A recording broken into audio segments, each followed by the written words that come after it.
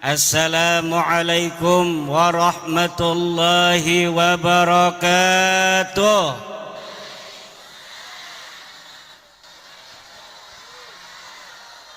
Pertama-tama, marilah kita panjatkan rasa syukur, puji kepada Allah Nu Maha Suci yang telah melimpahkan pada hari ini takdir kita untuk berjumpa, takdir kita untuk bersilaturahmi di samping makam seorang wali, Syekh Abdul Qahar Mbah Khatib, yang akan memberikan keberkahannya kepada kita dari Allah Subhanahu wa ta'ala, yang dengan hadirnya kita hari ini Allah insyaallah, amin ya rabbal alamin, akan mudahkan segala urusan kita. Salawat beserta salam mari kita sanjungkan kepada baginda alam, Habibi wa qurratu aini Muhammad ibn Abdullah, man huwa syamsun, man huwa badrun, man huwa nurun fawqa nurin, man huwa iksiru wa ghali, man huwa misbahus suduri, jaddal hasani wal husaini, Sayyidina wa Maulana Muhammad, Sayyidina wa Maulana Muhammad, Sayyidina wa Maulana Muhammad. Hadirin warga NU Kabupaten Garut, Nahdlatul Ulama hari ini telah memasuki abad yang kedua. PBNU mencanangkan tema untuk abad yang kedua ini, merawat jagat, membangun peradaban. Merawat jagat, membangun peradaban. Mari kita sama-sama ulangi, merawat jagat, merawat jagat. Sejak NU didirikan 1926, NU bergerak membimbing umat. Kiai-kiai pesantren diorganisir untuk bersama-sama mengawal umat Islam agar menuju apa yang diridhai oleh Allah dan Rasulnya. Kiai-kiai NU mengawal umat bergerak melawan paham Wahabi ketika itu, yang menuduh kiai-kiai pesantren terkena penyakit TBC, takhayul, bid'ah, dan khurafat. Kiai-kiai kita juga sejak berdirinya mengawal bangsa Indonesia untuk mencapai kemerdekaan Indonesia. Setelah merdeka 1945, Rais Akbar Nahdlatul Ulama Hadratus Syekh Hasyim Asy'ari membuat fatwa resolusi jihad, kewajiban untuk setiap umat Islam untuk mempertahankan negara kesatuan Republik Indonesia yang baru saja dimerdekakan. Dari mulai resolusi jihad tanggal 22 Oktober, umat Islam di seluruh Indonesia bertekad karena sudah adanya fatwa ulama bahwa kita wajib mempertahankan negara kesatuan Republik Indonesia ini. Maka tanggal 10 November umat Islam di Jawa Timur bergerak menuju satu titik untuk mengusir tentara sekutu yang waktu itu sudah datang ke Surabaya. Puluhan ribu anak-anak santri turun bersama bangsa Indonesia lainnya di dalam mempertahankan keutuhan negara kesatuan Republik Indonesia. Ribuan nyawa melayang, tapi nyawa yang melayang itu tidak ada artinya kalau dibandingkan kebahagiaan anak cucunya kita di hari ini. Leluhur kita yang telah menjadi syahid, leluhur kita yang telah menjadi pahlawan, di antara mereka ada yang dikenal, ribuan lagi tidak ada yang tahu. Mungkin leluhurnya mati ketika itu, anak cucunya hari ini tidak tahu di mana entah kuburnya. Tetapi perjuangan mereka telah menghasilkan kita kedamaian di hari ini, ketertiban dan kemerdekaan. Maka ini nikmat yang tidak boleh oleh kita warga NU dilupakan, untuk senantiasa menjaga negara warisan para leluhur-leluhur kita ini. Jangan sampai negara ini berkuasa. Nahdlatul Ulama bersama elemen-elemen bangsa lainnya hadir di pemerintahan. Kemudian pada tahun 1965 Nahdlatul Ulama, kiai-kiainya, ansor bansernya, bersama-sama elemen bangsa lainnya, dari muslimnya, dari kristennya, dari budaknya, dari hindunya, dari konghucunya, mengusir dan membasmi Partai Komunis Indonesia yang hendak berkhianat terhadap bangsa Indonesia ini. Kemudian pada saat Orde Baru berkuasa, Nahdlatul Ulama tidak purek, kata orang Jawa Banten. Nahdlatul Ulama bahkan adalah satu-satunya ormas Islam yang pertama menerima Pancasila sebagai asas tunggal yang digagas oleh Bapak Soeharto.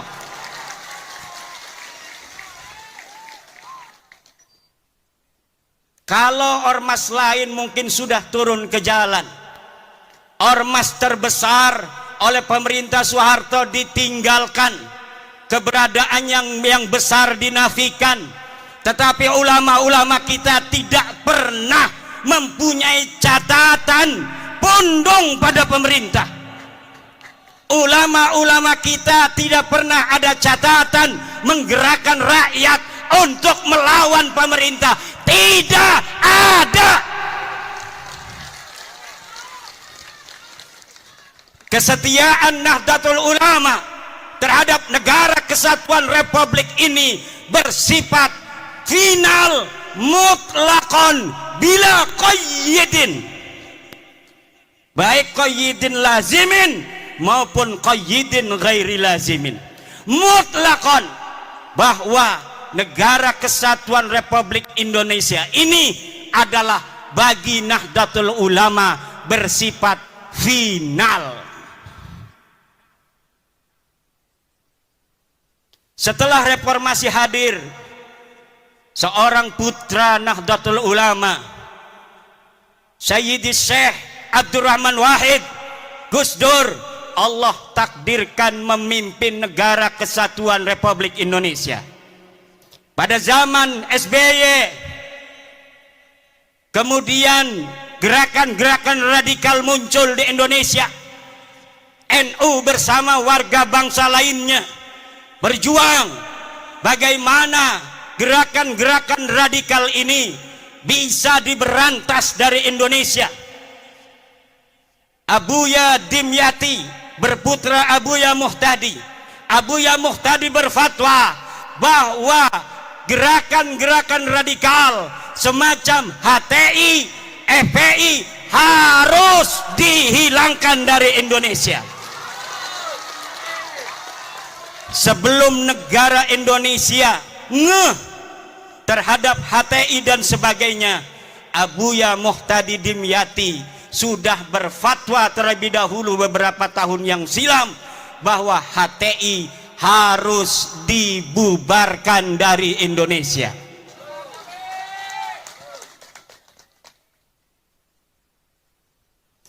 Kemudian hari ini Nahdlatul Ulama bersama warga bangsa lainnya tetap setia mempertahankan Indonesia, apalagi setelah putra terbaik Nahdlatul Ulama Kiai Haji Ma'ruf Amin bersama-sama Presiden Joko Widodo memimpin negeri ini adalah beban yang lebih berat bagi warga Nahdlatul Ulama yang harus menunjukkan ketika guru kita bersama ada di puncak pimpinan, bagaimana kita warga Nahdlatul Ulama harus menjaga ketertiban, kedamaian di seluruh pelosok negeri Nusantara ini, saudara.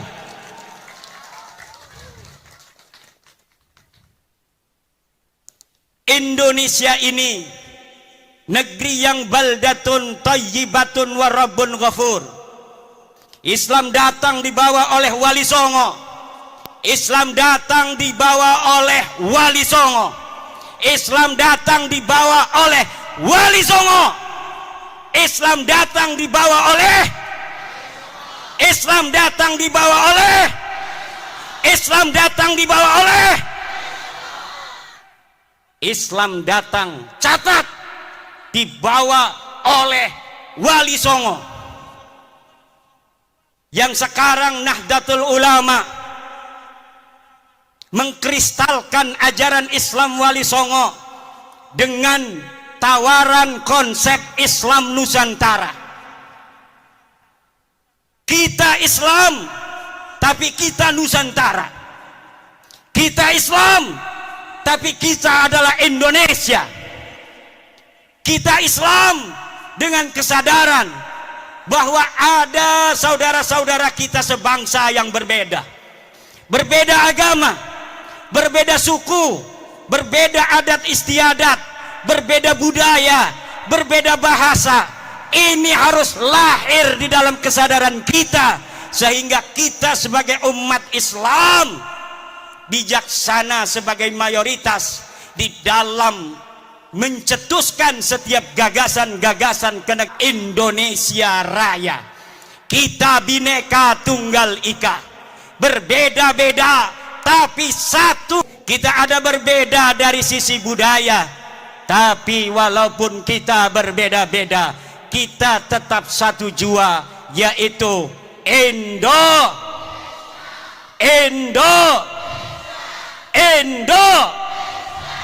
Para pendahulu kita mengatakan bahwa kemerdekaan Republik Indonesia ini adalah atas berkat rahmat Allah. Lihat dalam Undang-Undang Dasar. Dan sesungguhnya kemerdekaan itu ialah hak segala bangsa. Dan oleh sebab itu, maka penjajahan di atas dunia ini harus dihapuskan karena tidak sesuai dengan pri keadilan dan pri kemanusiaan. Indonesia harus bersatu dan pertama harus merdeka, karena di dalam undang-undang yang disebutkan bukan bersatu terlebih dahulu. Bersatu kalau masih ada satu suku bangsa merasa lebih tinggi derajatnya dari bangsa lainnya di Indonesia. Buat apa kita bersatu kalau mereka, orang-orang yang bukan pribumi Indonesia, menganggap kita pribumi Indonesia adalah sebagai budak-budak mereka. Wahai pemuda-pemuda Garut, hai pemuda-pemudi Jawa Barat, hai pemuda-pemudi Pajajaran, hai putra-putri Siliwangi, hai putra-putri Aceh, hai putra-putri Sumatera, hai putra-putri Kalimantan, hai putra-putri Sulawesi, hai putra-putri Maluku, hai putra-putri Papua, hai putra-putri Nusa Tenggara, hai putra-putri Bali, hai putra-putri Madura, hai putra-putri tanah Jawa. Kalian adalah pewaris-pewaris negeri Indonesia ini. Jangan sampai kalian di negeri kalian sendiri yang direbut dari penjajah dengan darah-darah kakek-kakek kalian sendiri. Kemudian negeri ini, kehormatan kalian, kalian gadaikan, kalian jadikan hal yang menghinakan daripada perjuangan kakek-kakek kalian sendiri, jangan menjadi budak dari bangsa-bangsa selain kalian. Tidak boleh dalam negara yang disebut Negara Kesatuan Republik Indonesia ini orang Jawa Barat merasa lebih baik daripada orang Jawa Timur. Tidak boleh. Kita adalah sama. La fadla li Jawa Barat ala Jawa Timur, wala li Jawa Timur ala Jawa Barat. Kullukum min Adam wa Adam min turab. Semua kalian adalah ada darahnya turunan Nabi, yaitu Nabi Adam, dan Adam berasal daripada tanah. Maka kalian dengan yang lainnya adalah sederajat. Yang membedakan kalian dengan yang lainnya hanyalah ilmu pengetahuan kalian. Yang membuat kalian mulia adalah takwa kalian, bukan nasab dan darah kalian.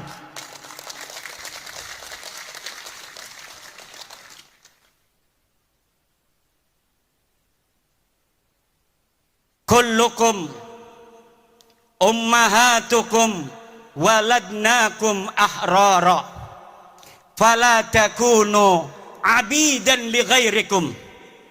Ibu-ibu kalian melahirkan kalian dalam keadaan merdeka, maka jangan sampai kalian menjadi budak-budak dari selain kalian. Di hadapan Allah kita adalah sama.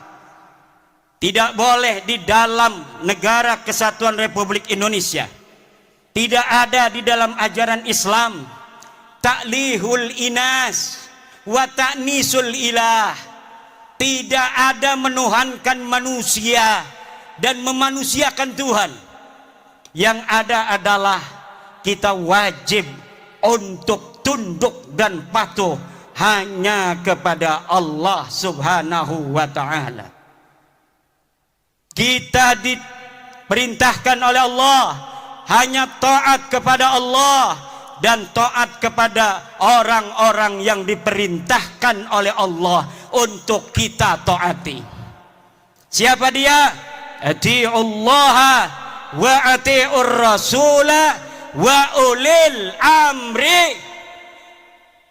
Taatilah Allah, taatilah Rasulullah, dan taatilah orang yang mengurus kalian. Walaupun dia bukan keturunan daripada Raden, kalau dia jadi RT wajib dia ditaati karena dia adalah ulil amri.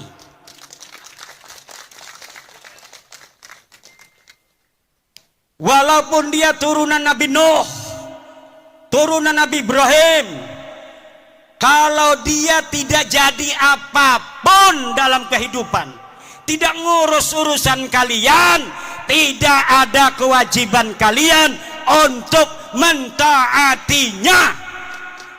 Tidak ada. Tapi walaupun abdun habasiyun, hamba yang hitam legam, kalau dia memegang urusanmu, dia menjadi ketua RT, ketua RW, dia menjadi lurah, dia menjadi camat, dia menjadi bupati, dia menjadi gubernur, dia menjadi presiden, dia menjadi ketua organisasi, maka dalam lingkup urusan-urusan yang menjadi tanggung jawabnya, kita sebagai rakyatnya, kita sebagai anggotanya wajib untuk mentaati mereka. Tidak ada di dalam ajaran Islam orang harus dimuliakan hanya berdasarkan darah dan nasabnya. Tidak ada. Ada orang-orang yang memperkosa saudara, memperkosa hadis-hadis Rasulullah tentang ahli bait. Kemudian hadis-hadis tentang ahli bait itu dibawa maknanya untuk diri mereka. Kemudian dengan itu mereka doktrin umat, mereka doktrin jamaah untuk buta hati mereka, hanya melihat cinta dari mereka, tidak melihat cinta dan ajaran selain mereka, sehingga cinta dan ajaran selain mereka dimunafikan. Yang terjadi hari ini adalah orang-orang yang memegang mic, tapi dia tidak memegang hati. Dia asal bicara, walau kadangkala menyakiti ratusan juta bangsa Indonesia. Bagi yang cinta pada dia karena sudah buta, mereka membenarkan mereka karena yang diajarkan adalah kebutaan. Yang diajarkan cinta, dipanggilnya pengikut itu muhibbin. Tidak seperti Rasulullah memanggil pengikutnya dengan sebutan ashab. Imam Syafi'i memanggil murid-muridnya ashab. Para kiai memanggil pengikutnya santri. Tidak ada yang memanggil muhibbin. Para pecinta itu tidak ada, saudara.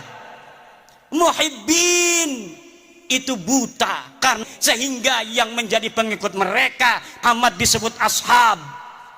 Maka ketika Nabi Muhammad tiada, murid-muridnya para sahabat ini kemudian menjadi orang-orang tinggi derajatnya, bahkan bisa mengalahkan Rasulullah, dapat menguasai tanah yang lebih luas, sehingga mereka tanah yang dikuasai itu menyebut la ilaha illallah. Itulah murid-murid Rasulullah yang disebut ashab, bukan disebut muhibbin. Kemudian murid-murid Imam Syafi'i disebut ashabus Syafi'i, sahabat-sahabat Imam Syafi'i. Maka mereka kemudian menjadi ulama-ulama besar sepeninggal Imam Syafi'i. Cucu-cucu muridnya juga menjadi ulama-ulama besar. Kemudian cucu-cucu muridnya menjadi ulama-ulama besar. Mereka yang disebut sebagai ashab adalah mereka yang dididik untuk lebih mulia dan lebih pintar dari gurunya. Sementara mereka yang disebut muhibbin hanya dijadikan anak buah yang untuk mengorbankan diri bagi yang dicintainya.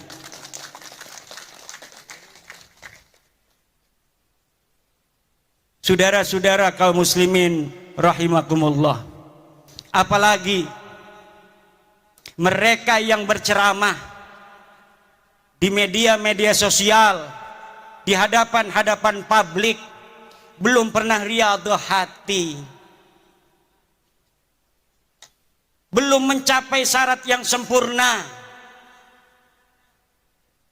Syekh Abdul Qadir Jailani mengatakan, la yambaghi li faqirin ayyatasadda wa yatasaddara li irsadin nas illa in a'tahu Allahu ilmal ulama wa siyasatal muluk wa hikmatal hukama. Tidak segarutnya, layam bagi itu maknanya tidak segarutnya. Kalau orang Jogja tidak seyogianya, kalau orang Banten tidak sebantennya, kalau orang Cigawir layam bagi tidak segawirnya. Li fakirin, untuk seseorang untuk berceramah di hadapan manusia kecuali dia telah diberikan ilmunya para ulama, politiknya para pemerintah, dan hikmahnya para aulia-aulia Allah. Kalau orang telah memiliki tiga, pertama dia adalah ilmu dari para ulama, dia telah pantas berbicara karena sudah banyak ilmunya. Dia sudah ta'lim puluhan tahun di pondok pesantren, kemudian dia mengerti siasatal hukama, politiknya para pemerintah. Kadang-kadang politik itu li siasatin nas, sesuatu yang kelihatannya tidak baik untuk satu kelompok, tetapi hal itu manfaat dan maslahatnya baik untuk masyarakat yang lebih luas. Pemerintah kadang-kadang harus melakukan hal-hal yang demikian. Yang ketiga adalah hikmatul hukama. Dia harus mempunyai hikmahnya para aulia-aulia Allah, kasih sayang dan cinta di hati. Tidak setiap ilmu itu saudara bisa untuk diberikan di hadapan publik seperti ini.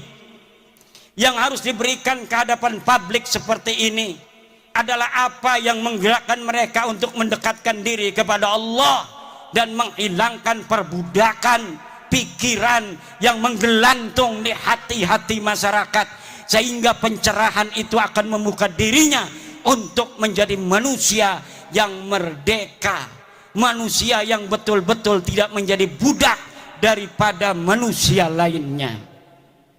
Saudara-saudara, sebenarnya saya ingin lama untuk berceramah, tetapi suara ini karena saking semangatnya di negeri sendiri, karena saya walau dari Banten tapi ada kata orang tua, ada silsilah nasab ke Bandung, Garut dan Sumedang Larang.